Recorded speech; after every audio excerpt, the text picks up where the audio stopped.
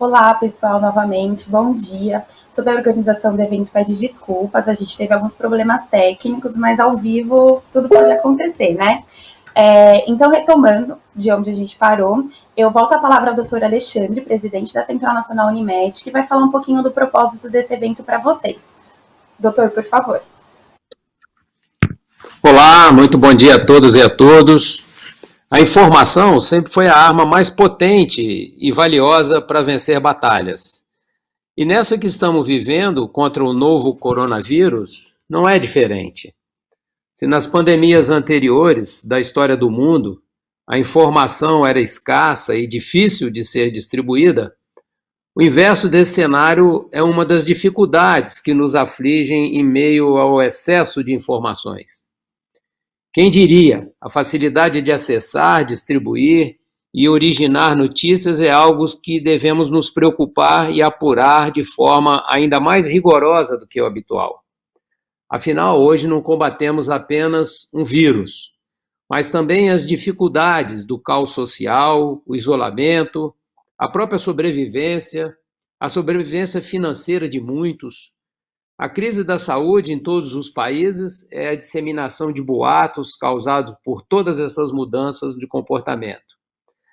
Entre as maiores operadoras de planos de saúde do país, a responsabilidade da Central Nacional Unimed nessa guerra mundial contra o Covid-19 vai muito além de cuidar da saúde dos brasileiros que acreditam na nossa entrega.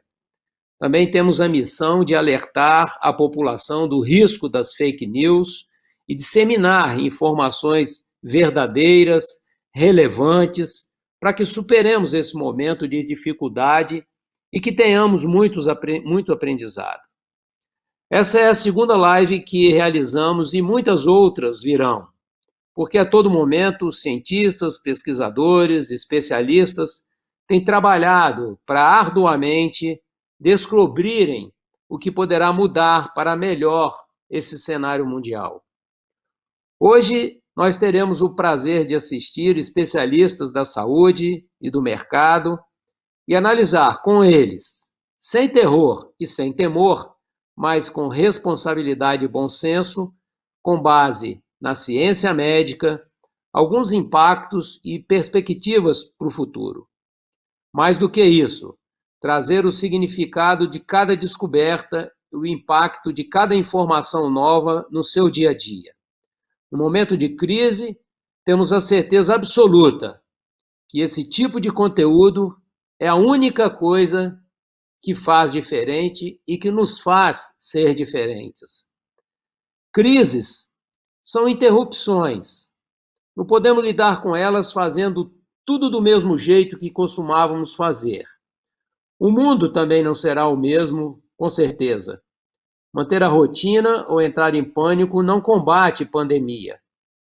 O que pode e o que deve ser feito é cada um de nós avaliarmos as suas responsabilidades, seja como pessoa física, seja como empresa, e se comprometer a dar o melhor, seja realizando o isolamento social para aqueles que podem e que devem, conscientizando nossas famílias sobre as medidas de prevenção, ou como a Central Nacional Unimed tem realizado, cumprindo o seu dever de atender os clientes e as demandas da Organização Mundial de Saúde, do governo e do órgão regulamentador.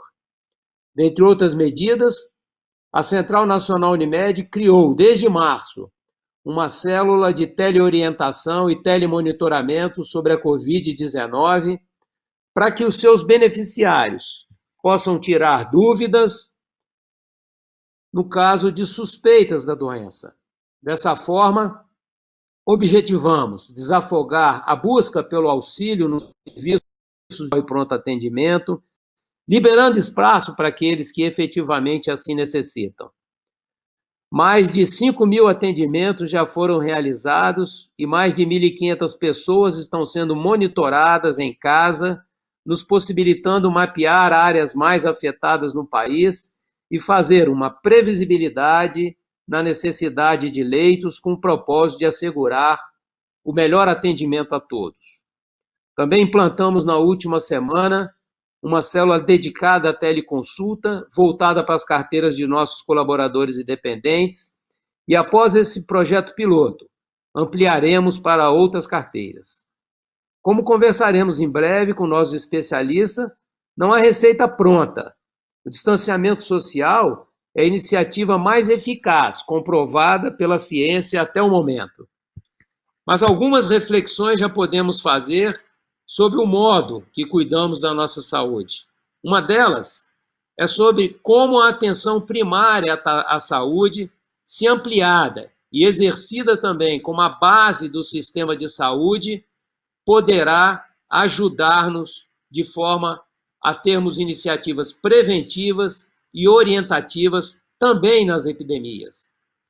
Alcançamos um nível muito alto de fragmentação entre áreas médicas, que pouco observamos o quanto o médico voltado à atenção básica é importante. Entre tantas ações que deverão ser repensadas, a estrutura de saúde é obviamente uma delas. Voltar a valorizar os profissionais dedicados à integralidade do bem-estar das pessoas. No retorno de que conhecemos por vida normal, está claro que um médico próximo e de acesso fácil, que nos conheça em nossa integralidade e oriente de maneira lúdica, correta, como ter melhores hábitos de higiene, lavar as mãos frequentemente, por exemplo, é o que precisamos e que pode salvar inúmeras vidas e minimizar efeitos de muitas doenças. Bom, após essa consideração e recomendação como profissional médico para todos nós, a partir de agora, devolvo a palavra à nossa mediadora, Tawane Franco, e vamos ouvir o que nossos especialistas têm a dizer para superarmos esse desafio global e reforçar nosso arsenal de conhecimentos contra um vírus. Muito obrigado e bem-vindo a todos. Oi, antes da gente iniciar a nossa conversa, eu vou apresentar os nossos especialistas e lembrando que vocês podem enviar as dúvidas de vocês, questões, que em um momento a gente irá responder, tá? Todos os convidados. Então, a gente tem aqui na nossa mesa de conversa o Dr. Lauro Ferreira da Silva Pinto, ele é infectologista, membro da Sociedade Brasileira de Infectologia e consultor médico da Central Nacional Unimed. Paulo Magnus, presidente e fundador da MV, empreendedor dedicado à disseminação da saúde digital e da Sociedade do Cuidar. Temos também o Dr. Peixoto Albuquerque, que é médico especialista em modernização de modelos de atenção à saúde e atua como superintendente de provimento em saúde na Central Nacional Unimed. E André Forastielli, jornalista, empreendedor, top voice LinkedIn, ele é consultor de comunicação e negócio, professor e palestrante. Então, agora a gente vai começar a nossa primeira pauta, que é sobre o cenário atual da pandemia, e eu vou pedir para o Dr. Daniel Albuquerque explicar para a gente um pouco mais e apresentar o cenário da pandemia no Brasil. Doutor, por favor. Bom dia a todos. Falar um pouco sobre o cenário atual da pandemia no Brasil, a gente pode separar o estágio da pandemia em dois meses, né? O primeiro caso registrado no Brasil é da última semana de fevereiro, dia 26 de fevereiro, e de fevereiro a março, a gente conviveu com o mundo, até a última semana de março, até por volta do dia 20 de março, um mundo ainda aberto, ainda com as coisas funcionando. E de 20 de março para cá, quer dizer, há cerca de um mês, nós estamos vivendo em isolamento social, a única medida comprovadamente eficaz para um combate do vírus. Todas as outras medidas ainda estão em estudo, mas o isolamento social é a medida mais eficaz para o controle da epidemia. O Brasil, como um país de dimensões continentais, ele está em diferentes fases da epidemia em seu território. A gente tem estados como o de São Paulo, onde a gente tem, desde o primeiro caso até aqui, 2 meses de casos e teve um aumento expressivo da curva, e onde as medidas de isolamento fizeram muita diferença e achataram a curva. A gente, para ter números reais, os números oficiais ontem do Ministério da Saúde, Brasil já tem 46 mil casos, 46.348 casos de Covid confirmados, esse número sendo muito subestimado, a gente entende que esse número é cerca de 6 a 12 vezes maior, principalmente quando a gente começou a fazer algumas testagens, como em Brasília, há 3 dias atrás, que mostra que numa amostra de população com poucos sintomas, já se consegue um número muito maior que esse, então esse número está muito subestimado pela falta de testes na população. A gente entende que o número real ele seria entre 300 e 900 mil casos confirmados. No entanto, o número de mortes, que no Brasil até ontem se mostra 2.934, a gente entende que ele também esteja um pouco subestimado, mas não tanto quanto o número de casos, fazendo com que essa fração, a letalidade da doença se mostre maior do que ela realmente é. No Brasil, a gente já percebe um sistema único de saúde, um sistema público de saúde sobrecarregado em muitas regiões, principalmente na região norte, na região nordeste notadamente no estado do Ceará e no estado de Pernambuco, na região sudeste, notadamente nos estados de São Paulo e Rio de Janeiro, principalmente, também começando agora no Espírito Santo. As regiões centro-oeste e sul estão numa fase mais atrasada da doença e tem um controle de casos melhor do que essas regiões mencionadas. O isolamento social ele tende a ser abrandado no próximo mês em algumas regiões, o que isso deve ser feito de forma muito respeitando a ciência, muito cuidadosa e por fases, de forma com que a gente não tenha um novo recrudescimento da curva para níveis que possam colapsar o sistema, como já aconteceu em algumas cidades. Eu posso aqui citar Fortaleza, Manaus, e no momento nós temos uma sobrecarga muito importante em Recife. São essas as informações que eu queria passar para os senhores, para a gente começar esse debate sobre múltiplas visões. Muito obrigado. Doutor Daniel, muito obrigada. A gente ouve falar muito sobre distanciamento, sobre quarentena, isolamento. Eu vou pedir para o doutor Lauro explicar um pouco melhor qual a diferença de cada um. Por favor, doutor. Bom dia a todos, é um prazer estar aqui. Nós vivemos uma situação nova com o coronavírus, porque praticamente a humanidade toda é suscetível. E é um vírus que ele corre o risco de hospitalizar. Vocês viram nas estatísticas da China, 20% das pessoas que têm sintomas, mas se considerar o todo da população, deve ter muita gente assintomática, calcula-se entre 2% e 4%. Então imagina a população que a gente tem no Brasil como um todo, imagina 2% a 4% procurando o hospital ao mesmo tempo. Não tem como haver leito. Em razão disso, nós estamos praticando o que o Ministério da Saúde chama de distanciamento social ampliado, que é colocar uma distância, isolar as pessoas, deixar essas pessoas em casa, sair basicamente para as atividades essenciais, para manter as atividades essenciais de saúde, segurança, o fornecimento de itens essenciais nos supermercados. Então, isso reduz a mobilidade, quando tem muita adesão, reduz o contato em 70% a 75% e achata a curva de transmissão. Isso implica em toda pessoa ficar em casa. Claro que você tem a quarentena, e a quarentena vem de uma palavra antiga, da época da peste, onde 40 dias se isolavam as pessoas, e o que a gente está fazendo é uma quarentena, que não são 40, são 14 dias, para as pessoas suspeitas expostas, e para que essas pessoas não transmitam, quebrando o elo de transmissão. Vocês devem ter ouvido falar de isolamento vertical, que seria o distanciamento social seletivo, e é possível que em algum momento, na medida que a gente consiga achatar a curva, em alguns lugares do país, esse é um país continental, você reduza o isolamento basicamente para aquelas pessoas de risco. Claro, isso tem um impacto menor, isso tem um impacto que se acredita de 40% a 50% de reduzir a mobilidade, então vai ter gente doente. E a medida mais rigorosa é o lockdown, que acontece quando não aconteceu em nenhum lugar do Brasil, pode acontecer em Manaus, Fortaleza, dependendo das circunstâncias em que o sistema de saúde esteja estressado, que é basicamente fechar o local, ninguém transita, tem guarda não deixando entrar nem sair, a não ser que tenha uma razão muito específica, essas pessoas são praticamente obrigadas a ficar em casa, a não ser se saírem sem justificativa, vão pagar multa, vão ter penalidades financeiras.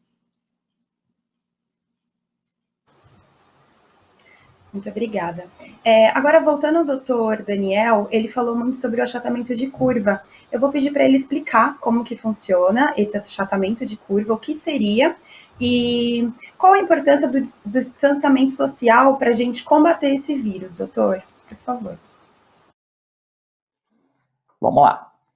Uma curva epidêmica, ela funciona como um monte, né? Um monte que tem uma aceleração rápida e essa aceleração ela chega ao seu cume e depois do cume, do mesmo formato que tem essa aceleração, você tem a desaceleração.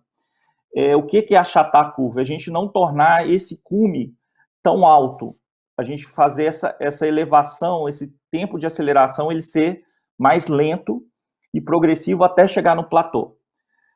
Por que isso é importante? Isso é importante porque se eu tenho uma quantidade de carga ao mesmo tempo, né, então eu tenho um cume muito alto, né, e com isso eu sobrecarrego muito o sistema de saúde, como aconteceu nos países europeus, né, isso aconteceu na Itália, isso aconteceu na Espanha, e ao sobrecarregar esse sistema de saúde, eu posso não ter leitos, e principalmente leitos com terapia intensiva e respiradores para todas as pessoas que necessitam, e o que a gente chama de colapso do sistema de saúde, e com isso mais pessoas morrem, sejam da Covid, principalmente pela doença, mas também de outras doenças que necessitariam desses recursos, né? Então, a grande necessidade da gente achatar a curva é a gente tornar o cume desse pico epidemiológico mais baixo e mais longe, e com isso nós temos mais condições, o sistema de saúde tem mais condições de tratar esses casos ao longo do tempo e eles não ficarem concentrados numa pequena faixa de tempo. E por que o isolamento social é importante? O isolamento social é importante para que a transmissibilidade da doença, então, quer dizer, para quem está infectado, fique isolado de outras pessoas e com isso ele não transmita o vírus para outras pessoas e com isso eu consiga achatar a curva. É essa a relação que a gente tem entre o achatamento da curva e o isolamento social. Tá certo. Doutor Lauro, e sobre a quarentena, o senhor acredita que com a baixa adesão do isolamento, essa quarentena tende a aumentar os dias e assim por diante? O senhor pode falar um pouquinho sobre isso? Por favor. Claro, eu acho que essa é a grande pergunta do momento, né? Nós não temos as disciplinas dos orientais. Veja, a gente começa a fazer uma quarentena que aqui e ali as pessoas escorregam, você vê aglomerações acontecendo.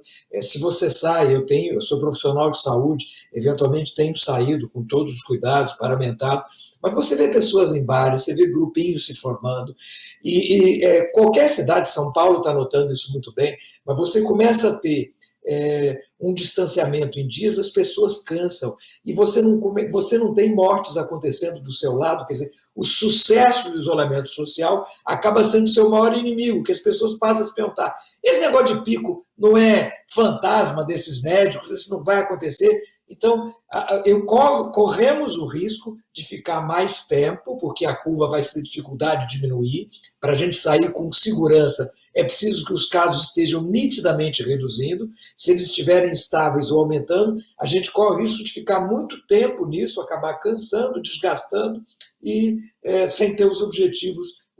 A gente tem o ônus e não tem o bônus. Essa que é a verdade.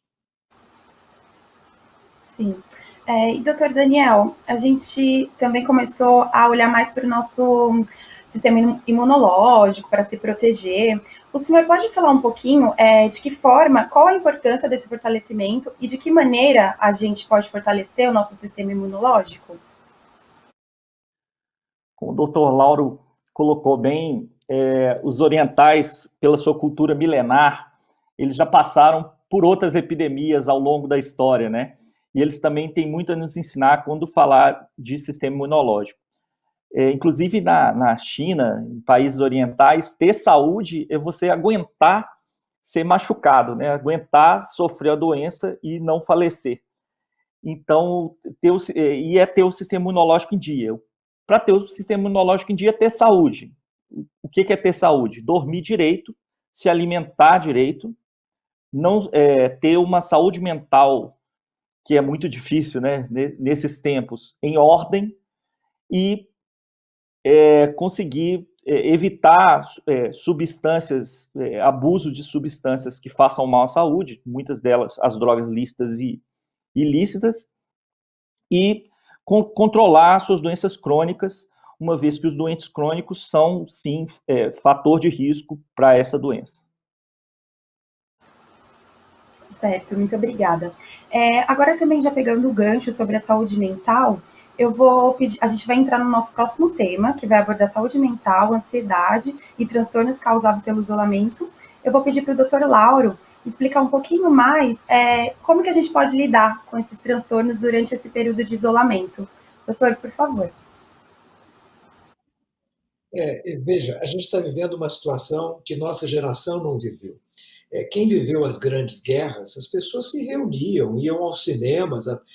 Você vê na época documentários sobre a guerra que eram exibidos. Então, nós estamos vivendo uma situação que é um desafio. Todo mundo em casa, nós somos gregários, a gente sente necessidade de se abraçar, de conversar, e ainda tem a doença que está ali fora, é o novo monstro, né? Que é o coronavírus. Então, natural que exista ansiedade. A ansiedade ela pode ser bem usada se ela nos ajuda a ser racionais. Quando a ansiedade imobiliza, aí nós precisamos de ajuda. E tem ajuda profissional, tem ajuda pública, que ela pode ser vista até por teleconferência, a gente vai falar nisso daqui a pouco. Nesse momento, o que a gente tem aconselhado é que as pessoas escolham um jornal para assistir, uma mídia para acompanhar, mas não ficar olhando o tempo todo, porque isso gera uma angústia muito grande. Tentar ler um livro, tentar ouvir música, tentar manter rotinas, que é um desafio, quer dizer, ter rotina da alimentação, ter rotina do sono, tentar fazer com que os dias mudem. Outro dia, um vizinho, eu achei uma coisa muito gozada, era sábado, eles se arrumaram e jantaram numa determinada parte da casa, como se estivessem saindo. Então, a tentativa de fazer rotinas para manter nosso equilíbrio mental. Obrigada. Doutor, ainda com você, e aí, por conta disso tudo que está acontecendo, do isolamento, a relação familiar ficou mais próxima. Muita gente está em casa, então não está saindo para o trabalho, não está saindo com os amigos. Como lidar com essa aproximação, assim, tão brusca, tão rápido com a família? 24 horas, todo mundo junto. Veja, eu acho que tem um outro desafio aí, porque imagina, tem muitos pais em home office e crianças com video office, vamos dizer, com escola office, com schooling office. Então, isso é um desafio tremendo. Eu tenho mães e pais que têm que trabalhar, olhar o dever dos filhos, têm que fazer as rotinas de casa. Então, não tem dúvida nenhuma que nós vivemos uma situação excepcional. Novamente, meu conselho, vão fazer da crise uma oportunidade. Quer dizer, será que nós tínhamos tanto tempo com nossas crianças para poder interagir? Também tem que ter rotinas para elas, tem que aproveitar esse momento para aproveitar momentos lúdicos, momentos de histórias. O adulto tem que passar tranquilidade, porque senão as crianças têm que saber que isso vai passar, que isso é um momento, mas a gente vai superar, a humanidade vai superar isso. E é preciso também fazer as crianças entenderem que tem momentos lúdicos e tem momentos de trabalho. Vocês devem ver, toda hora eu estou fazendo videoconferência e tem uma criança gritando, chorando o pai, e mistura a brincadeira. Então, é preciso que o pai ou a mãe, na hora que for fazer trabalho, se vista. Filho, agora é trabalho, a gente não pode brincar. Enfim, eu acho que, na medida do possível, criar dessa crise toda oportunidades de convivência, né? E lembrar da segurança, lembrar que o álcool gel é inflamável, então tem que ter cuidado dentro de casa para a gente não gerar situações de risco. Doutor, muito obrigada. Agora, para o doutor Daniel Peixoto, quais são os cuidados que as pessoas que já tinham algum transtorno, seja ele ansiedade, depressão, como elas podem lidar com toda essa situação sem piorar? Então, que esse transtorno não se agrave. O que o senhor tem a dizer para elas, por favor? Tawane, as pessoas que já têm o seu diagnóstico, hoje uma grande parte das pessoas tem transtorno mental, uma parte dela sem diagnóstico. O diagnóstico, ele necessita fazer os seus cuidados, sejam eles farmacológicos ou não, e ter a percepção a quem ele está convivendo, né? Se a pessoa, as pessoas notarem que ela não está normal, que ela procure o seu cuidado ser aumentado, seja ele com medicação, seja ele com terapia, mas manter mas com terapia nesses tempos de isolamento, a psicologia ela já pode ser acessada e vem sendo acessada por via remota, né, por telepsicologia, ela funciona tão bem quanto a presencial, quer dizer, a terapia ela pode sim, para casos leves e moderados, ser feita à distância. Doutor Daniel ainda, os profissionais da saúde estão na linha de frente, lutando bravamente contra tudo isso que está acontecendo. Queria que o senhor explicasse um pouquinho e falasse um pouco para todo mundo quais são os principais danos que essas pessoas podem estar sofrendo psicologicamente, até por questão de empatia também da sociedade. O senhor pode comentar um pouco, por favor? Sim, a equipe de saúde, ela é a parte principal do combate, né, a essa epidemia, ela está na linha de frente, e ela fica exposta tanto do ponto de vista físico, né, de contato mesmo, então ela tem mais risco de pegar a doença. Cerca de 16% dos infectados na Europa são profissionais de saúde, e então existe o medo, um medo, e o uso de EPIs, que muitas vezes falta, ele é imprescindível, e de cuidados, das técnicas corretas, é imprescindível para que a equipe se proteja, né? E a equipe, ao se proteger, ela vai se tornando mais confiante para aquilo. E, além disso, pessoas da equipe de saúde, além do medo, elas também têm muita angústia com a medida que os casos doença e com essa frustração que muitas vezes não conseguir tratar de todos os casos, enfim. Então, a equipe de saúde, ela também deve ser cuidada e merece, sim, um acompanhamento psicológico para aguentar as tratativas deste momento, que é um momento sui generis na vida de todos eles, com certeza. Obrigada. Paulo Magnus, você já teve a Covid-19 e eu queria que você comentasse um pouco sobre como que foi lidar com isso no sentido psicológico, sobre a sensação de medo, como que você passou por isso. Conta um pouquinho sua experiência para nós, por favor. Bom dia a todos e a todas. É um momento especial poder estar falando com vocês. Queria dizer que a nossa vida, ela muda muito, ela se transforma depois do advento do Covid. Há pouco eu estava ouvindo os especialistas falando sobre isolamento e companhia. Eu posso dizer para vocês que eu tomei todas as precauções. Eu sou um profissional de saúde, empresa de tecnologia na área de saúde já há mais de 30 anos. E chegava em casa, meu sapato, tudo ficava na porta do lado de fora. E mesmo assim, eu contraí o Covid. E o pior de tudo isso, eu ainda contraí e passei isso para minha família inteira. Então foram quase 2 semanas e meia até hoje, um período de muita angústia, de muita preocupação, porque nós que lidamos com saúde, é bastante natural que nós possamos conviver com mais tranquilidade sobre qualquer problema que possa ocorrer com nós mesmos. Mas quando isso chega aos nossos familiares, que a gente vive a nossa vida para cuidar de pessoas, isso chega aos nossos familiares, acaba trazendo para a gente uma carga de estresse muito maior. Eu quero dizer que, felizmente para mim, para nós aqui em casa, a gente está na fase final. Foi uma experiência difícil. Eu ainda tenho um motorista que está internado, mas bem, e todas as outras pessoas aqui em casa, ninguém precisou de internação. E estamos na reta final dessa recuperação.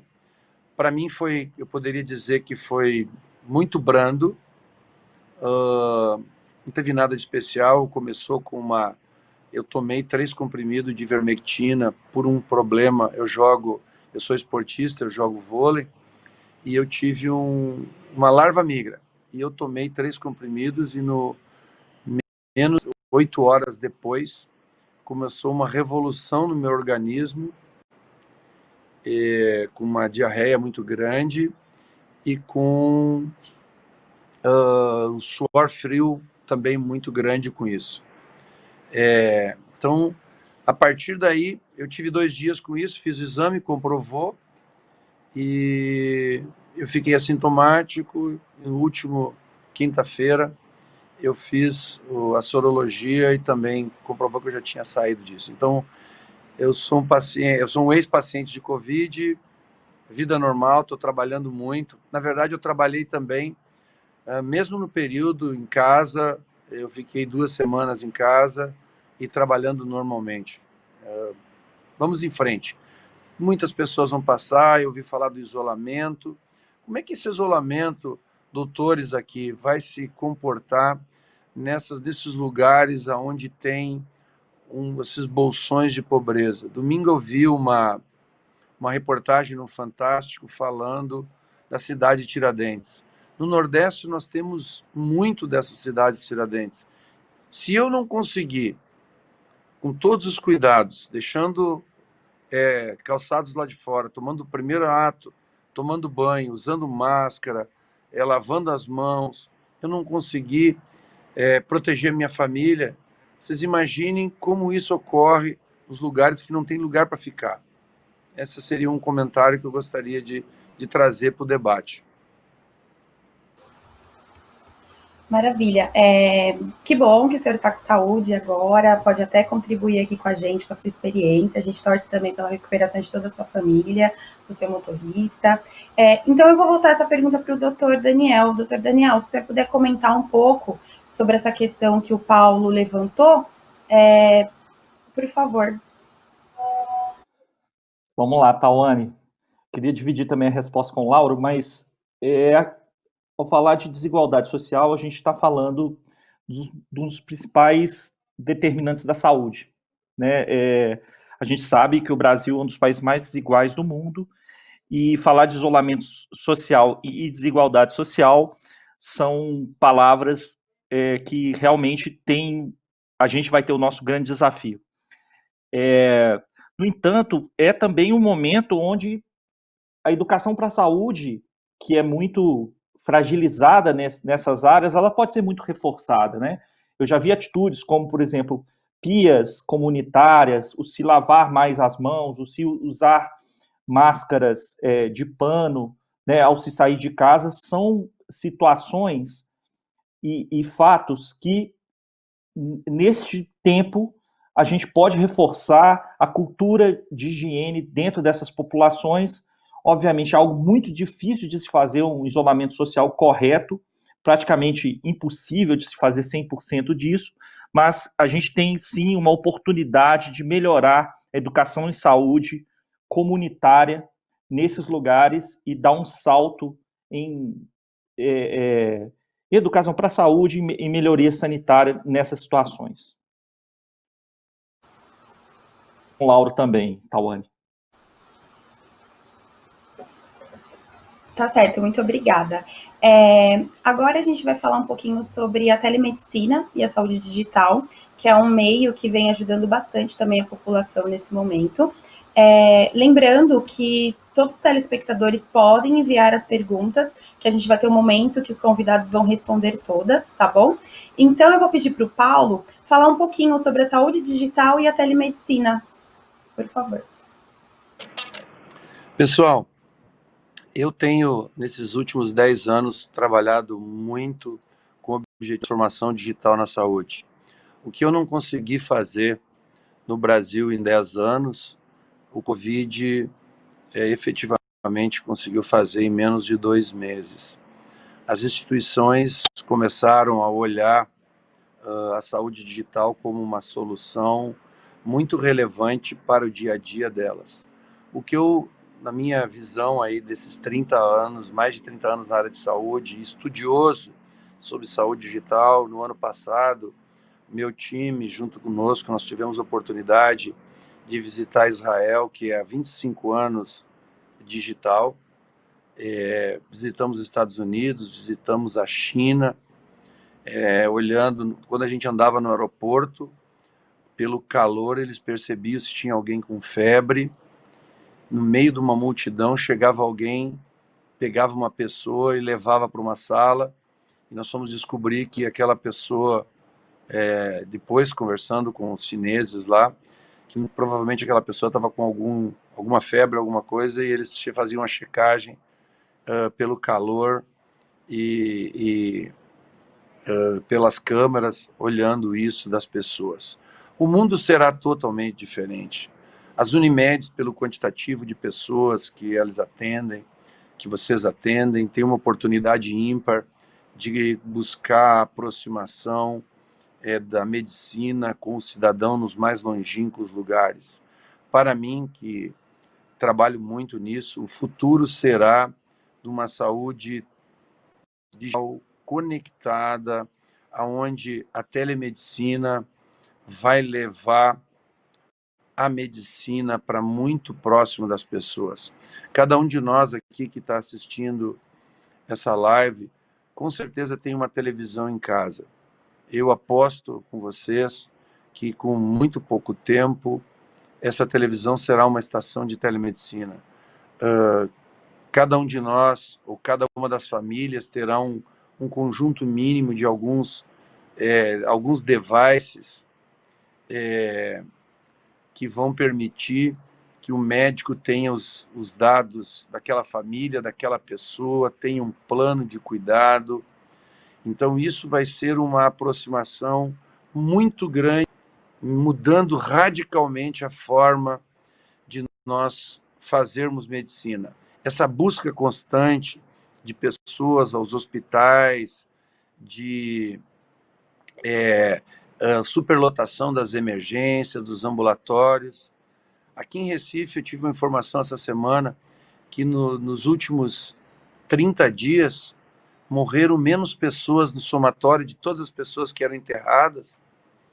A metade das pessoas que normalmente morrem, somando o coronavírus e o resto. Um dos fatores, sem dúvida nenhuma, são as motos que pararam de circular e as pessoas que também pararam de ir nos hospitais, de um modo geral. Então, eu queria dizer para você que a gente tem uma oportunidade muito grande com auditoria digital, com todo esse processo que envolve essa cadeia de relacionamento entre as Unimedes, que a gente transformasse isso numa coisa online, digital, trazendo segurança para as partes, aproximando os médicos, dando para os profissionais médicos um conforto, dando para eles uma segurança, que eles vão ter uma condição de atender mais gente, com mais acuracidade, e para as instituições de saúde, muito provavelmente, uma saúde que tenha menor custo, menor previsão. Eu vi o doutor Alexandre falando de atenção primária.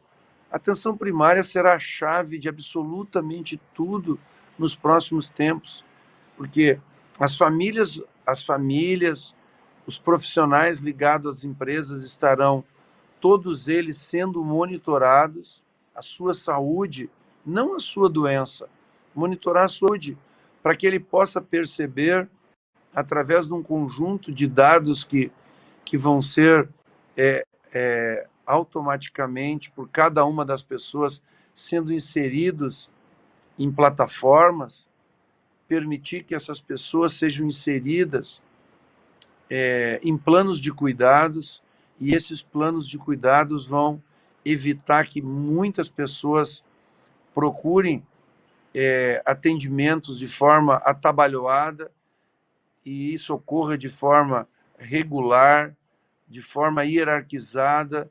Nós vamos ter muito mais saúde com o uso da tecnologia. E a telemedicina, gente, antes que me perguntem, ela veio para ficar. Ainda tem alguns entraves que precisam ser costurados, como segurança dessa telemedicina, para que o prontuário esteja conectado com tudo isso, isso seja feito de forma, a plataforma seja segura, esses dados precisam estar seguros, armazenados num lugar que garanta essa segurança. As tecnologias precisam ser fornecidas com a segurança de que isso vai estar ok, esses dados não serão vendidos para outros. Então, a partir dessa regulamentação que ocorreu transitória, ela naturalmente ela vai ser definitiva e ela vai trazer muito conforto, muita segurança, muita economicidade e muito mais trabalho para os profissionais médicos, no sentido de que eles vão ser os grandes beneficiários, junto com as pessoas que estarão muito distantes nos mais diversos rincões, mas os seus dados poderão estar sendo acessados de forma online com os profissionais médicos. Talvez nós teremos uma mudança nesse conceito de relacionamento por consulta no futuro, por um relacionamento de uma quantidade de pessoas sendo cuidada por profissionais, como é o médico da família, mas atendendo todas as outras especialidades que são muito relevantes para o contexto de ter uma saúde mais próximo das pessoas. Estou à disposição para questionamentos. Paulo, e a telemedicina ela já está regularizada? Ela está regulamentada de forma transitória para o tempo do Covid, mas a gente que circula em todos os meios desse país, eu posso dizer que ela é irreversível. A MV desenvolveu tecnologias que conecta no próprio prontuário, pode ser gravado toda a consulta, pode ser gravado somente o texto, da forma que for necessário para os médicos poderem fazer esse atendimento, tudo integrado numa plataforma única. Mas o mais importante de tudo, ela veio para ficar, e não, o CFM, junto com os outros organismos de classe, terão que entender que isso é algo que é das pessoas, que é dos profissionais médicos, que eles necessitam disso para garantir um atendimento cada vez mais profícuo para seus pacientes. Tá certo, muito obrigada. Agora, para o Dr. Lauro, eu queria que o senhor comentasse também sobre a importância da telemedicina no cenário atual e como tem ajudado no combate ao coronavírus. Eu concordo plenamente com o Paulo. Eu acho que alguns legados o Covid tem que deixar para a gente, né? Imagina, esse pânico, esse terror que a gente está vivendo, eu acho que eu vejo 3 legados. Eu tenho esperança que você dê um pouquinho de mais atenção à saúde, né? Veja, a economia, o mundo, o país está parado esperando que os profissionais de saúde deem conta do seu recado. Segundo legado, eu acho que é valorizar diagnóstico de doenças infecciosas, diagnóstico molecular de doenças infecciosas. Nós estamos pagando um preço altíssimo pelo atraso que a gente tinha em PCR. O terceiro é fazer isso que a gente está fazendo, é fazer as coisas virtuais que a gente pode fazer sem fazer presencial.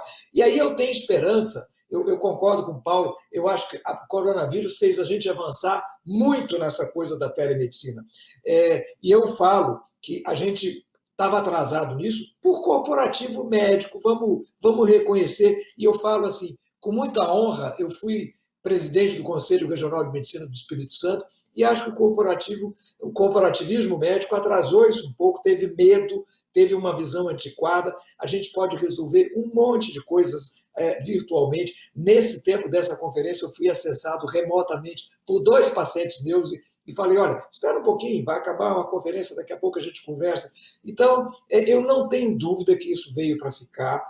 A gente está resolvendo, imagina, a gente está resolvendo diversos problemas de forma virtual, usando os recursos da telemedicina.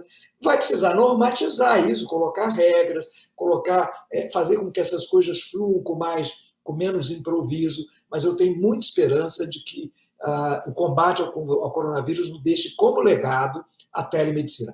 Eu tenho consultado por vídeo, eu tenho mais de 60 anos, estou atendendo alguns pacientes sem Covid, mas eu estou atendendo pacientes com Covid pela telemedicina, pelo vídeo, orientando, olhando o exame, acompanhando, tenho a vantagem de acompanhar quase que diariamente, marcando um horário que eu estou disponível. Então, eu acho que isso vai ser um bom legado que essa pandemia vai deixar para a gente. Tá certo, que bom. Agora, para o doutor Daniel, eu queria que ele falasse um pouquinho também de que maneira que ele acredita que a telemedicina pode auxiliar aos pacientes de doenças psicológicas, como ansiedade e depressão. Obrigado, Tawane. Vamos lá. Eu concordo muito com o que o Lauro e o Paulo colocaram. Gente, a medicina ela ainda estava como a telefonia antes das duas grandes revoluções que elas passaram, né? Se lembra que na década de 80, como que funcionava o telefone? O telefone, ele tinha um catálogo, e o telefone ele era de um lugar, não era isso? As pessoas tinham um telefone fixo num lugar, e assim até hoje a medicina, né? Você precisa de um guia médico você vai a um lugar, né? E você faz algo síncrono, né? Você ligava para uma pessoa assim como você faz uma consulta. Depois disso, a telefonia, a comunicação, ela passou por duas revoluções. A primeira delas foi esse telefone que tinha um lugar, ele passar a ser celular. Então, em vez de ser o telefone do lugar, ele passar a ser o telefone da pessoa, né? E com isso, as pessoas seguiam com esse telefone para todo lado. Essa é a primeira revolução que a telesaúde vai fazer. Quer dizer, você vai começar a ter contatos com profissionais independente de lugares, né? Esse contato ele pode acontecer em diferentes lugares. E a segunda grande revolução que aconteceu na comunicação foi deixar de ser unicanal, né? Ela deixar de ser um aparelho de áudio para ser um aparelho de multicanal, né? Que é o smartphone. Isso também vai, né? Isso vai deixar de ser só um jeito de acompanhar, como o Paulo muito bem colocou, para ele ser acompanhado também por devices. Muitas vezes esses devices vão ser parecidos com hoje, mas muitas vezes esses devices vão ser também derivados ou do áudio ou do vídeo atuais, que vão dar dados de saúde por inteligência artificial. Então, eu acho que a pandemia ela veio, sim, para acelerar muito essa mudança. Do ponto de vista da psicologia da ansiedade, ela é muito bem-vinda, porque a gente consegue não precisar de deslocamentos físicos e tratar em tempo mais hábil dessas condições, visto que muitos dos tratamentos eles são não farmacológicos, eles são de discussões, eles são de interações entre pessoas. As interações elas podem ser feitas, sim, à distância por uma interação por áudio ou por vídeo. Então, ela tem muito a agregar e ela já está, sim, registrado.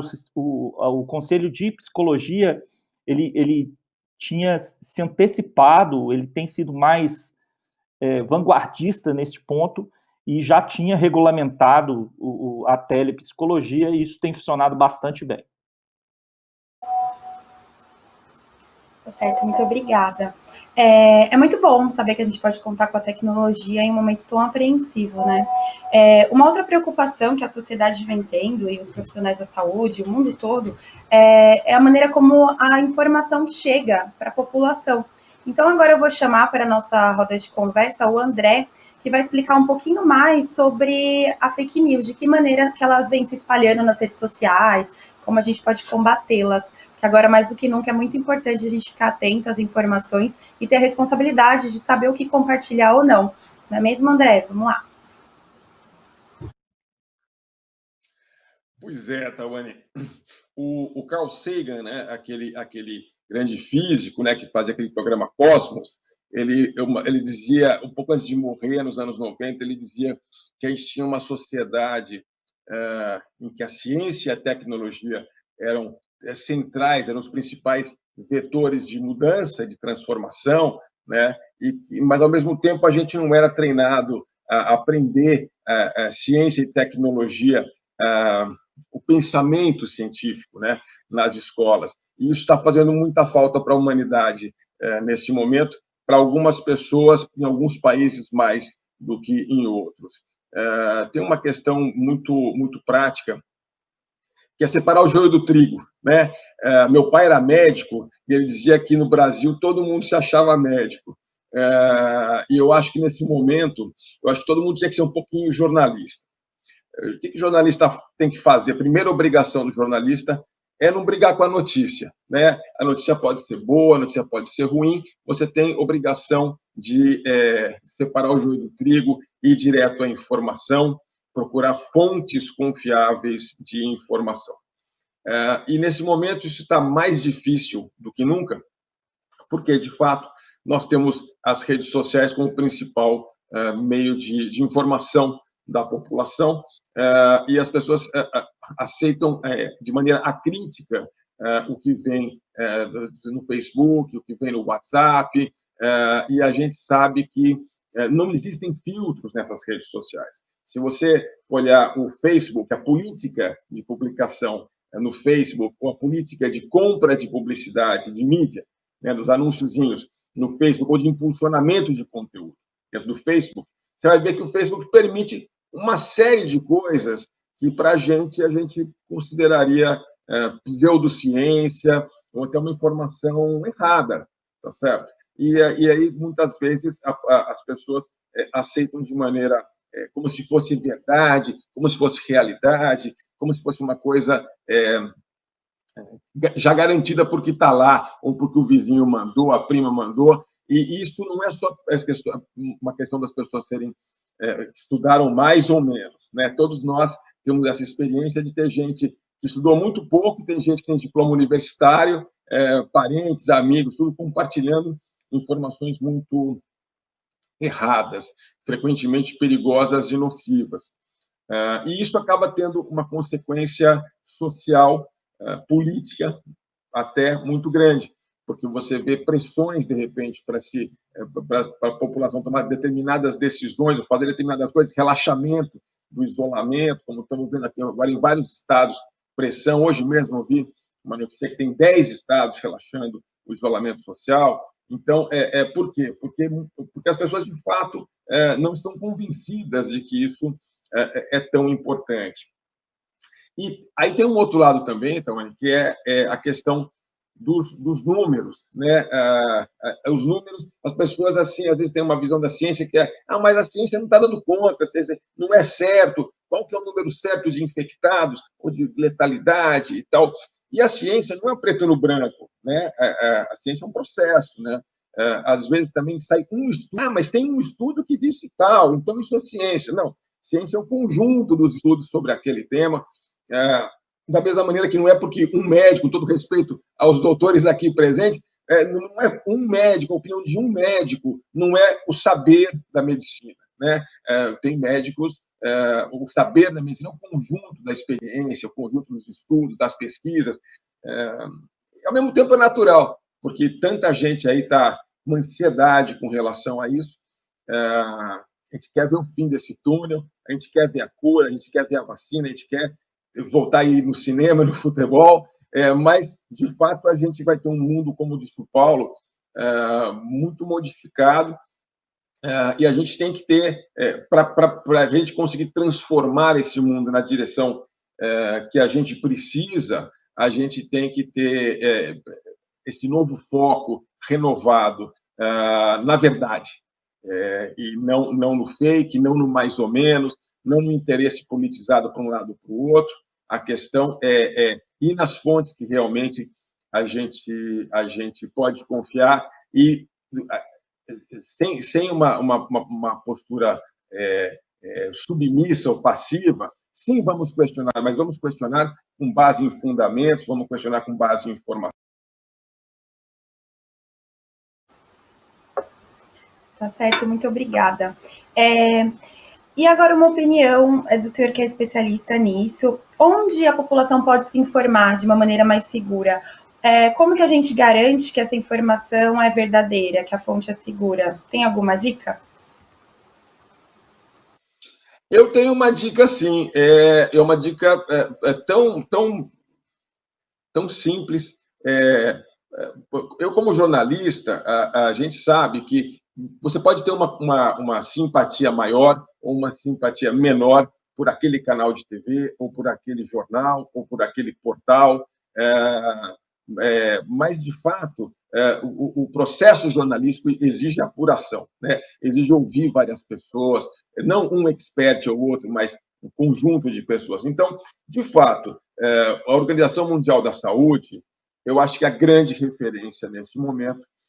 Você tem os grandes jornais médicos internacionais, New England Journal of Medicine, Lancet, Nature, Science, publicações mais de divulgação. Aqui no Brasil também, muita gente boa levando essa informação. Nós estamos aqui, modestamente, também a gente tentando levar informação precisa e de qualidade. Eu acho que a Unimed também tem feito bastante coisa nesse sentido, e outros players aí também estão fazendo.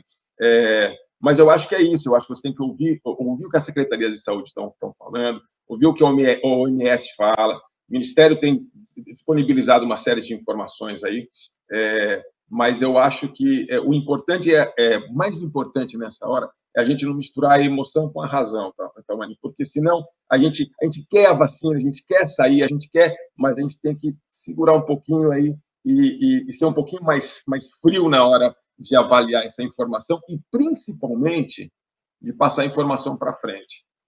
Eu acho que esse é o grande perigo. A gente recebe muita informação que a pessoa viu, achou que é uma boa notícia, achou que é uma má notícia, ou achou que uma coisa, pensou com o coração em vez de com a cabeça e passou para frente. E aí isso aí vira uma bola de neve de desinformação. É verdade. Até pegando um pouco do que o André falou sobre as informações, vale lembrar que esse evento é um dos que a Central Nacional Unimed vem promovendo, muito mais vem por aí, então a gente está sempre conversando com especialistas e a gente quer esclarecer dúvidas, tá? Nesse momento de quarentena, para vocês ficarem sempre ligados com a informação segura. Eu recebi algumas perguntas aqui, então eu já vou começar a direcionar essas questões. São perguntas que os telespectadores estão enviando. E a primeira é para o doutor Lauro. Doutor, o que o senhor acha da flexibilização do isolamento por região na cidade de São Paulo? O senhor acha isso funcional? Olha, eu não sou do Comitê de Crise de São Paulo. Agora, qualquer flexibilização, ela tem que atender alguns pré-requisitos. Primeiro, naquela região que está sendo estudada, o número de casos tem que estar reduzindo. Quer dizer, todo mundo flexibilizou, não flexibilizou com o número de casos em ascensão, mas com o número de casos em queda. Segunda pré-condição, precisa ter testes disponíveis para as pessoas que tiverem síndrome gripais sejam detectadas e isoladas, para você não ter novas cadeias de transmissão. E você tem que ter garantia também que aonde as pessoas vão trabalhar, elas vão trabalhar em novas condições. Quais são as novas condições? A gente tem que manter distanciamento entre as pessoas, não pode ter contato pessoal, tem que ter 1 metro de distância, ninguém pode estar tossindo, cuspindo em outras pessoas. E tem que ter garantia que a situação de leitos, ela tem uma flexibilidade que, se começar a acontecer casos, você tem onde botar esses pacientes. Essas são as condições que têm que ser definidas pelo gestor de cada local. Por isso que isso é cada local. Eu tenho uma ideia do que está acontecendo no Espírito Santo, não sei nas macro-regiões de São Paulo. Tá certo, muito obrigada. Agora a pergunta é para o doutor Daniel. Pessoas que já foram infectadas podem ter reincidência? Tawane, essa é uma resposta que a gente ainda não tem a resposta definitiva, mas pelo que parece, ela é uma doença que não tem reincidência, pelo que a gente tem de evidência até então. Por quê? O coronavírus, esse coronavírus, o SARS-CoV-2, ele é um coronavírus que muda muito pouco, ele tem pouca mutação, ele tem cerca de 30 mil bases, e dessas 30 mil ocorreram mutações até agora em cerca de 90, em todos esses casos que aconteceram no mundo. Então é uma taxa de mutação muito baixa, muito diferente, por exemplo, do vírus da gripe, que muda muito. E ao ele mudar, com ele mudando pouco, a memória imunológica, quando se tem uma infecção, ela fica grande, ela fica forte, e pelo que parece, as pessoas que se infectaram não se reinfectam de novo. No entanto, isso ainda precisa ser confirmado com estudos maiores e com o tempo. Sim, é isso. Obrigada. Agora, a minha pergunta é para o Paulo. Estamos percebendo certa ineficiência no sistema online do governo para controle dos casos. Isso se deve à alta demanda ou realmente o Estado não estava preparado? Pode repetir a pergunta? Claro, só um minutinho, deixa eu ver aqui. Tá.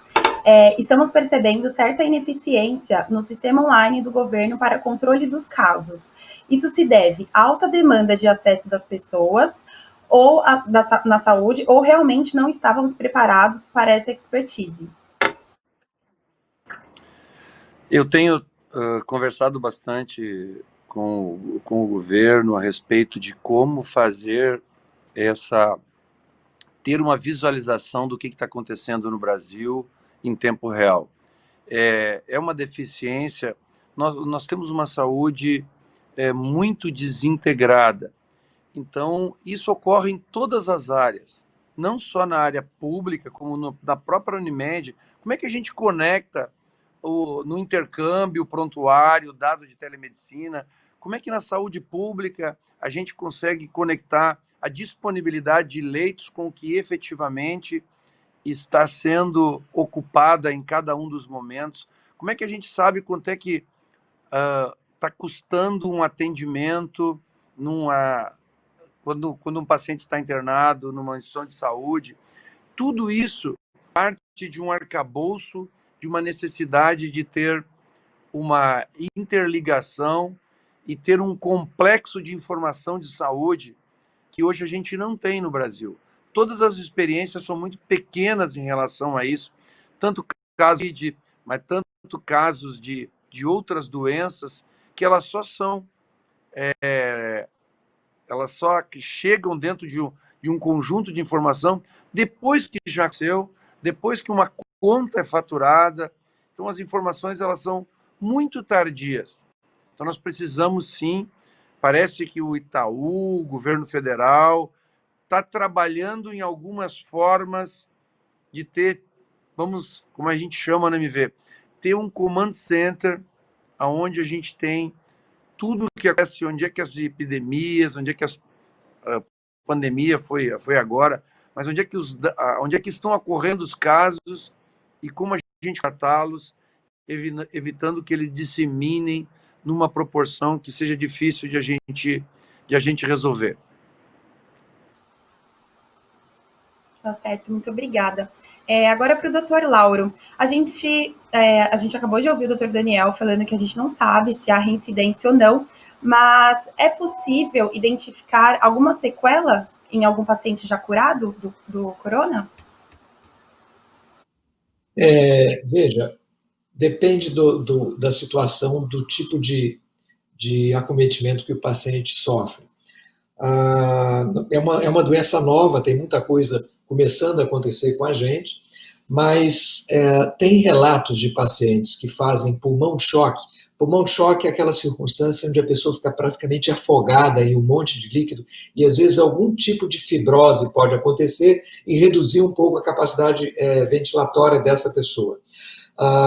Eu já tenho um amigo meu, mergulhador, que ficou preocupado, que viu um relato na imprensa de alguns mergulhadores que ficaram com alguma dificuldade de exercer o seu papel de mergulhador depois. Tudo é muito novo. É possível que algumas pessoas que tenham doença pulmonar grave tenham alguma sequela de capacidade pulmonar que dificulta essa pessoa fazer, às vezes, algum esporte que tivesse muito prazer de fazer. Até o momento, esse é o raciocínio que a gente usa para a maioria dos casos. Só um comentário sobre o que o Daniel falou, ele está absolutamente certo.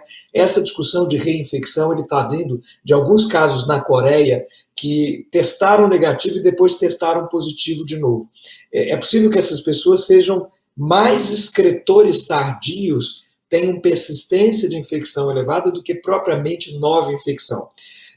Hoje o que a ciência trabalha, o Daniel está certinho, hoje o que a ciência acha é que a infecção deve proteger a gente, pelo menos para essa pandemia. Obrigada, doutor. Agora para o doutor Daniel. O senhor acha que o comportamento das pessoas com relação aos cuidados com a saúde mudará para melhor? É possível que a pandemia amplie o olhar da sociedade para os benefícios da atenção primária à saúde e promova essa mudança cultural no modelo de atendimento? Então, é uma oportunidade que a gente está tendo e que a sociedade está tendo de refletir sobre o modelo de atenção à saúde. Um modelo de atenção à saúde mais coordenado, marcado para a prevenção e também para a saúde, não só para esse momento. Assim como ações de educação em saúde, que sim, eu entendo que a epidemia é um momento onde e sai de outro jeito, pela massiva taxa de informação que a gente tem, falando de lavagem de mãos, de higiene. Eu acho grandíssima oportunidade, tanto para a gente melhorar a educação para as como também do nosso modelo assistencial ser revisitado para melhor.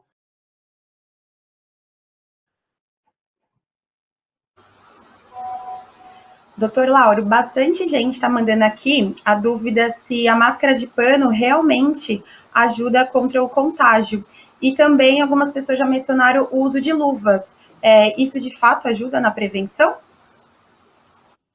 Olha, a máscara de pano ela é muito válida. Veja, não tem máscara cirúrgica para todo mundo. Nós temos 3 máscaras que a gente fala mais. Uma chamada N95 ou FPP2, que é uma máscara um pouco mais sofisticada, usada para profissionais de saúde em atendimento ao doente quando gera muito aerossol. Essa máscara é mais cara, ela deve ser guardada para profissional de saúde. A máscara cirúrgica, ela está num degrau um pouquinho inferior, também é usada nos serviços de saúde. E a máscara de pano, ela, claro que ela tem um grau menor de proteção, porque se uma pessoa estiver tossindo demais, ela deixa escapar alguma coisa. Então, o meu conselho é que a pessoa faça ela em dupla face, quer dizer, se for usar um algodão, faça de uma forma que ela seja um pouquinho mais grossa, e assim ela vai proteger. Ela é muito válida, imagina, qual que é a razão de você usar máscara?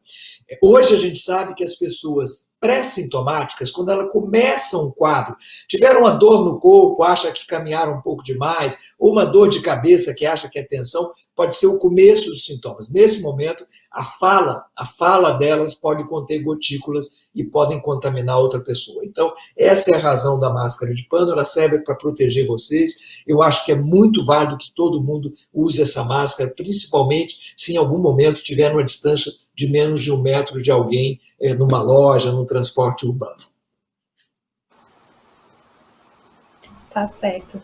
Doutor, e sobre a luva, o senhor acha interessante as pessoas começarem a utilizar luva ou não? Desculpa, esqueci da luva, né? A luva substitui a lavagem das mãos, porque, na verdade, se você não lavar, a luva vai estar suja e você pode, sem querer, levar ao nariz ou a algum lugar. Então, se a pessoa lava as mãos, a luva é recomendada para o profissional de saúde na hora de examinar um paciente sabidamente doente, porque ele pode, eventualmente, ter respingo de secreção na mão. Mas eu acho que o conselho maior é lavar as mãos. E lavar as mãos com paciência. Lavar as mãos significa esfregar, lavar as unhas de cada lado, lavar cada dedo com paciência. Então, eu falo assim, lava as mãos contando até 20. Se você lavou as mãos contando até 20, é melhor que usar luva. Tá certo, muito obrigada. Agora a pergunta é para o Paulo. Paulo, é necessário um termo prévio de consentimento do paciente para consulta por telemedicina? Primeiro, eu falei antes bastante a respeito do assunto segurança do dado. Nós temos todos que, talvez, mudar o conceito, e esse dado tem que ser único em todos os lugares, Hoje, quando a gente vai num hospital, vai num ambulatório, vai num consultório, cada vez mais você tem um dado totalmente desconectado. Esse dado, ele é do paciente, ele tem que estar seguro, ele tem que estar muito bem guardado, as tecnologias têm que estar de acordo com a Lei Geral de Proteção de Dados. Então, isso é uma coisa que, para poder você ter ou guardar esse dado, você tem que ter um interface direto com a pessoa. Esse dado é dela, esse dado não é de um hospital, esse dado não é de uma operadora. Então, nós temos que ter esse cuidado muito grande na hora de manusear esse dado. Então, qualquer movimento requer, sim, mesmo que a gente chegue num consultório ou num consultório online, eu estou na minha casa e eu tenho um paciente que vai ser atendido numa distância bastante grande, esse paciente tem que autorizar o acesso desse dado. E as tecnologias, elas precisam, sim, estar muito preparadas para esta segurança que vai ser cobrado cada vez mais com a adoção ou entrada em vigor da Lei Geral de Proteção de Dados. Obrigada. Agora a pergunta é para o André.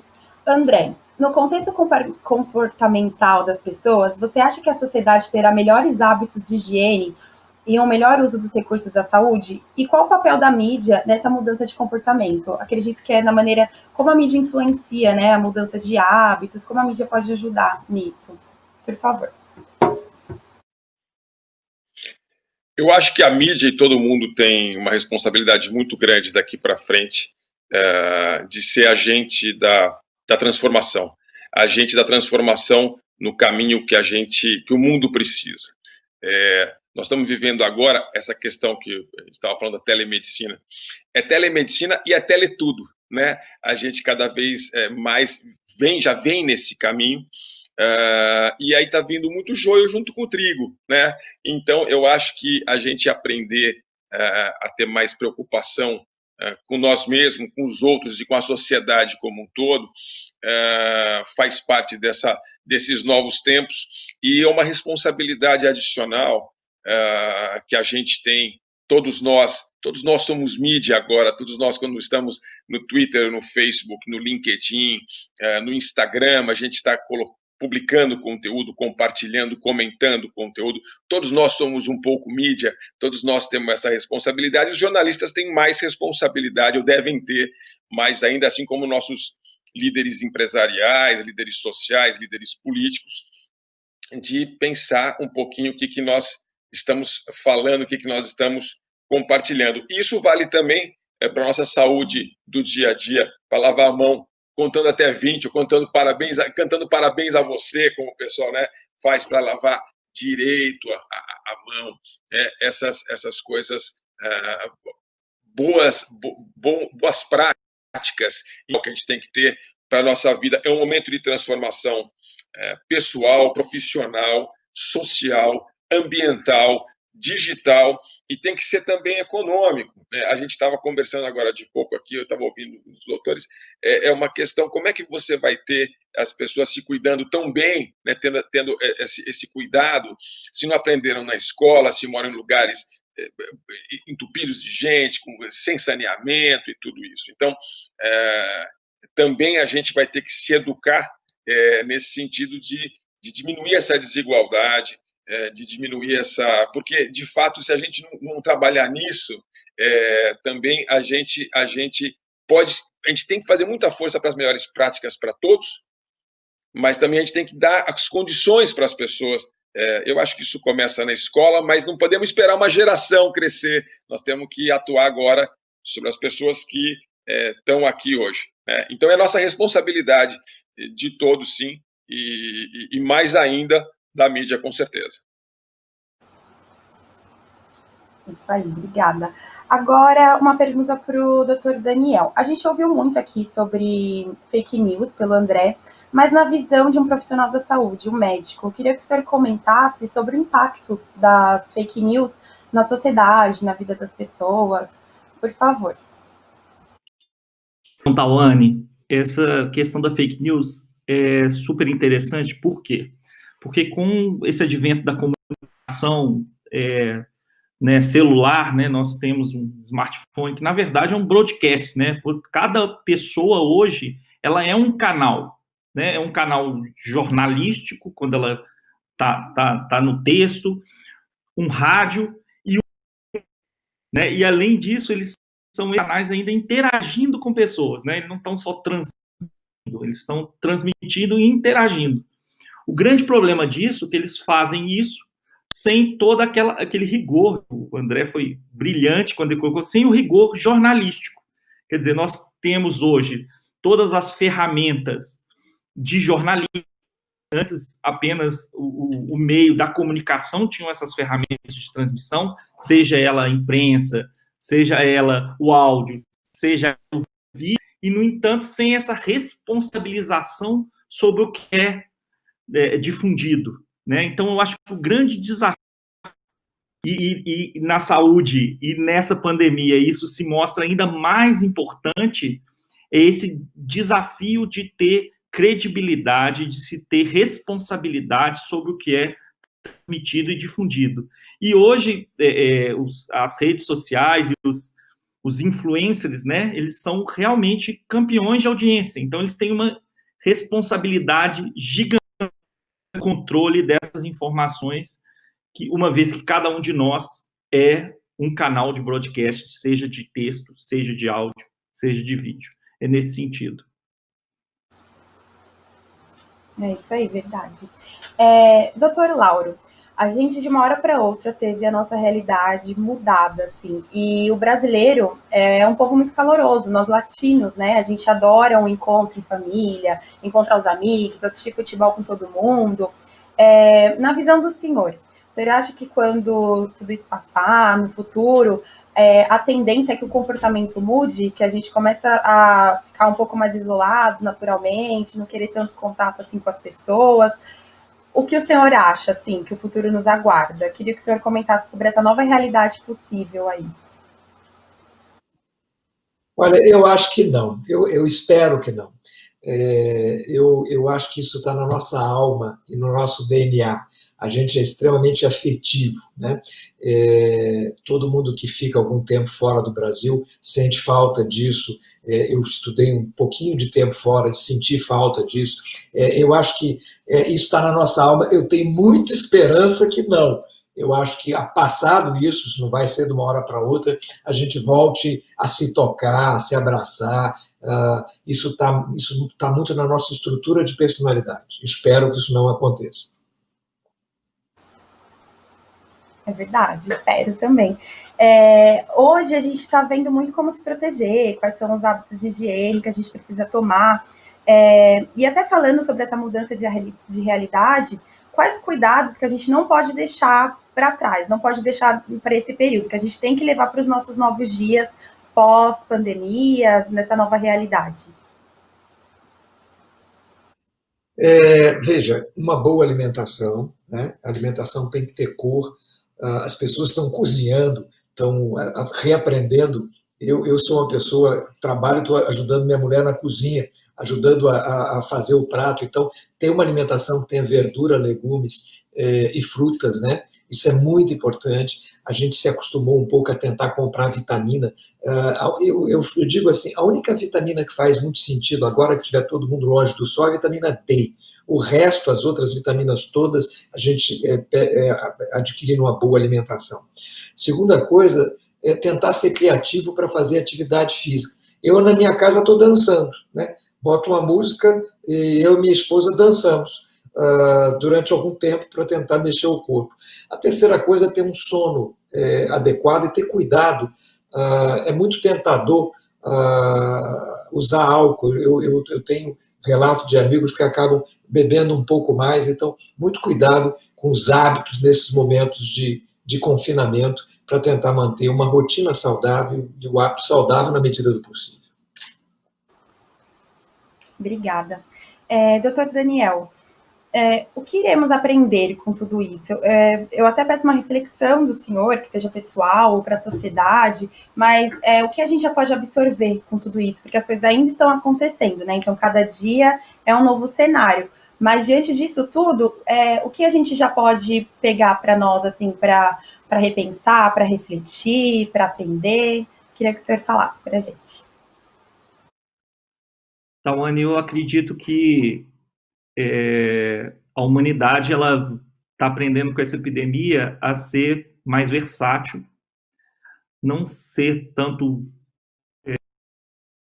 certas coisas, né? A gente está tendo que se reinventar, ser mais flexível. A gente vai sair desse lugar, né? Sendo mais flexível, aprendendo a fazer novas associações, né? Percebendo, respeitando mais a natureza, né? E o poder que um pequeno, né, ser vivo, o menor de todos, né, o reino dos vírus, pode fazer com a sociedade, ter sobre cultura e transmitir isso para gerações que eu espero vivam isso na frente, como a gente não tinha vivido, né? Nossos pais também não tinham vivido. Então, o que eu espero é que a humanidade aprenda culturalmente com esse desafio que ela está vivendo agora e torne... E uma coisa que essa epidemia faz é que todos, independente de rico, pobre, mais estudado ou menos estudado, todos somos humanos e todos somos vencíveis, né? Então, que a gente tenha mais... consiga ter uma humanidade melhor e uma cultura mais igualitária nesse sentido, porque nessa hora isso se torna muito verdade. Isso aí. Obrigada, doutor. A gente já está chegando quase no final desse encontro, que eu acredito que tenha sido muito esclarecedor. E agora eu chamo o presidente da Central Nacional Unimed. Doutor, na sua visão, o que a gente pode esperar do futuro? Bom, Tawane, em primeiro lugar, eu quero agradecer a você, eu quero agradecer também a todos que acompanharam a nossa live em saúde, mas muito especialmente ao doutor Lauro Ferreira, ao doutor Daniel Buquerque, ao Paulo Magnus, ao André Forastier, que dedicaram um tempo importante nas agendas para dividir conosco seus conhecimentos e cada um dos seus temas. Todos tenham gostado, tanto quanto eu. Aprendi muito. Sobre o que podemos esperar para o futuro, minha visão é otimista, sempre será otimista. Meus 64 anos de vida, 40 deles já como médico, acompanhando a medicina, diagnósticos, nas pesquisas, na identificação de novas doenças, como controlá-las, permite pensar diferente. É óbvio, isso aqui é óbvio que o mundo não será o mesmo. Nós não seremos os mesmos e não podemos mesmo ser. Como eu falei no início, é necessário melhorar com os erros. Além disso, a história nos mostra, nos períodos pós-crises humanitárias, pandemias nesse caso, que nos é permitido evoluir com mais aceleração em diferentes aspectos culturais, sociais, econômicos, biológicos, e nesse caso não vai ser diferente. Eu acho que não vai ser diferente. Nós teremos oportunidade de refletir muito sobre a sociedade, sobre o nosso comportamento como ser humano. Trazendo exemplos simples e bem reais que estamos colocando em prática todos os dias, temos o trabalho remoto, a educação à distância, a mentoria online, a apropriação digital de fato, a descoberta de novos talentos. Essa jovem que apresentou hoje essa live, a Tawane, pela primeira vez na vida ela está fazendo isso. É uma jovem profissional da comunicação e que se propôs a apresentar uma live com especialistas em temas difíceis, que ela domina com dificuldade, e ela se saiu super bem. Na medicina, o teleatendimento já deixou de aquecer discussões. Agora é a realidade. Estamos colocando em prática, de alguma forma. Como gestor da saúde no Brasil, eu estou convicto que nós teremos uma situação melhor comparado a outros países.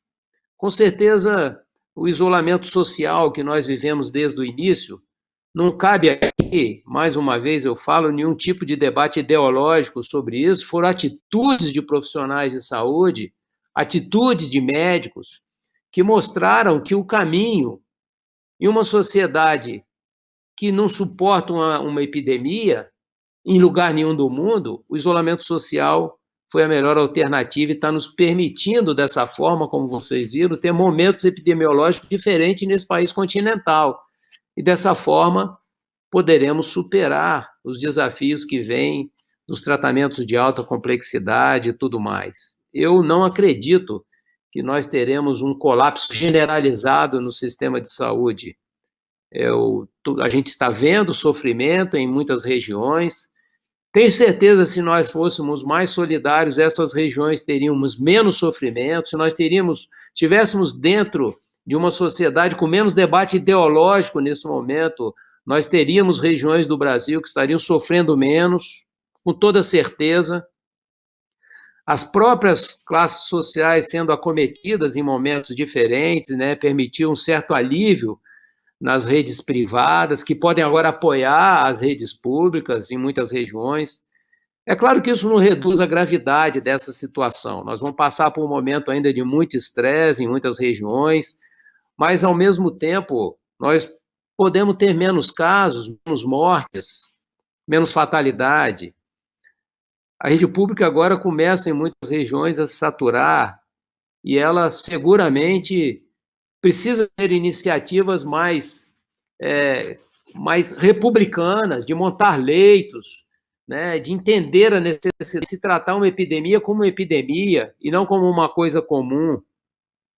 O que carecemos, na verdade, e isso não vai mudar nessa nova sociedade, é a organização e o planejamento. Nós continuamos tendo que nos planejar adequadamente para desafios. A gestão bem articulada será possível de obra e equipamento. Nós vimos fazendo isso. É possível que nós podemos estar fornecendo os equipamentos para outras regiões do Brasil. Nesse momento, inclusive, nós estamos fazendo isso, apoiando uma outra região do Brasil, na Central Nacional. São Paulo, por exemplo, deve ser a região que vai atingir a fase crítica mais rapidamente e que pode sair mais rapidamente, poderá apoiar outras regiões do Brasil com equipamentos e etc., como nós vimos também em outras regiões do mundo.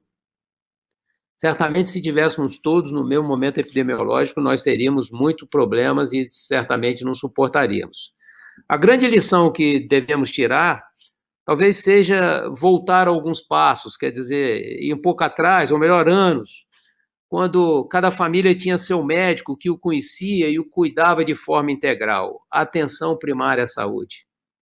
Esse é um grande que estamos recebendo nesse momento, os comportamentos diferentes, e nós poderíamos estar suportando isso com soluções melhores. Um bom exemplo para todos nós é Portugal. Portugal saindo de uma crise violentíssima, 2008, 2009, 2010, está tendo resultados, e Portugal é o país da Europa que tem a terceira maior população de idosos. Portugal está saindo de uma situação muito diferente da sua vizinha Espanha. Toda a divisa de Portugal é com a Espanha continental, toda. E a Espanha tem 3, 4 vezes mais casos letais do que Portugal tem hoje. Não é possível mais conviver com altas taxas de hipertensão descontrolada, doenças crônicas mal coordenadas. O setor desperdiça dinheiro por conta de um modelo de saúde focado na atenção terciária, que privilegia procedimentos de alta complexidade. Esse dinheiro faz falta nesse momento. O país mais rico do mundo, os Estados Unidos, que investe 17%, 18% de saúde, e o que nós sempre perseguimos aqui no Brasil é quem mais está sofrendo agora, por conta desse modelo equivocado. e da desassistência e da sua pouca preocupação com o seu ambiente social. Enquanto isso, o SUS, o nosso SUS, o nosso frágil SUS, mesmo com problemas estruturais, tem dado boa resposta e mostrado que é capaz de suportar essas e outras epidemias. Precisamos fortalecê-lo, precisamos de robustecê-lo, precisamos de levar ao debate público o financiamento do SUS. Não é possível ter contingenciamento em SUS. Não é possível ter, ano após ano, menor no SUS. O orçamento tem que ser maior. O orçamento tem que visar o bem-estar da saúde de toda a sociedade. Essa é uma reflexão que eu convido todos a fazer. Nossa sociedade tem que ser comprometida com a saúde do país, não apenas esperar que o governo ou a saúde suplementar realize entregas. Não, essa é uma obrigação de todos nós, sociedade. São inúmeras e sempre aconteceram as campanhas que a saúde brasileira faz com relação à vacinação, uso consciente do pronto atendimento, priorização das mãos. Se Deus quiser, muito em breve, tudo isso vai passar. E eu espero, sinceramente, mude hábitos de não se comprometer com pouco que nos é esperado, ou seja, que nos cuidemos melhor das pessoas que estão ao nosso lado e das pessoas que amamos. A pandemia da Covid-19 já entrou na história, mas ela ainda permanece entre nós, assim como outras doenças. Essa é a minha mensagem. E eu quero agradecer mais uma vez aos nossos especialistas e a todos vocês que nos assistiram. Esse é um compromisso da Central Nacional Unimed, esse é um compromisso do Sistema Unimed de estar junto da sociedade brasileira nos seus desafios da saúde. Um grande abraço e até breve. Estamos chegando ao final do nosso evento. Eu aproveito também para agradecer a todos os convidados, ao doutor Alexandre. Para mim é sempre um prazer estar no meio dessa troca de informações. Para mim, como profissional, é algo que me engrandece muito. Obrigada aos telespectadores. A gente teve a presença de 200 pessoas inscritas. Isso para nós é algo muito importante. Lembrando que mais eventos como esses vão acontecer, a gente está sempre de olho nas pautas para trazer sempre novidade para vocês e informação segura. Assim como a Organização Mundial da Saúde, a recomendação da Central Nacional Unimed é o isolamento social, é que todos fiquem em casa, cuidem dos seus. Esse link dessa live vai ficar disponível em breve nas nossas redes sociais e canais de comunicação, então acompanhem. E é isso, muito obrigada, até mais, até breve.